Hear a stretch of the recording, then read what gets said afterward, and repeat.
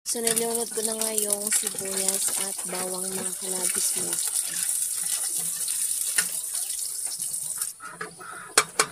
At syempre, dahil brown na yan, isunod na natin yung ating sitaw. Ang sarap nito mamaya mga kalabis. Kasi gusto ko talaga yung adobong sitaw mga kalabis. So, halo-haloin lang natin. At pagkatapos yan, pagkatapos natin halo-haloin, takpan muna natin yan.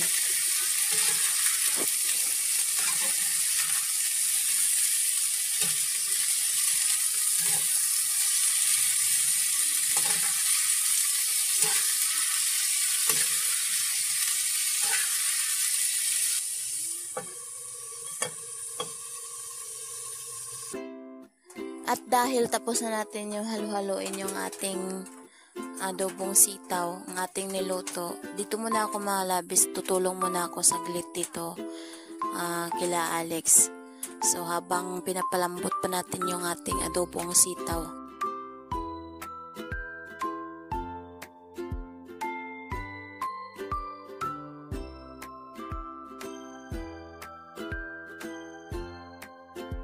So matagal-tagal na rin kami hindi nakapaglinas mga kalabis kasi nung nakaraang anihan, hindi kami naglilinas noon.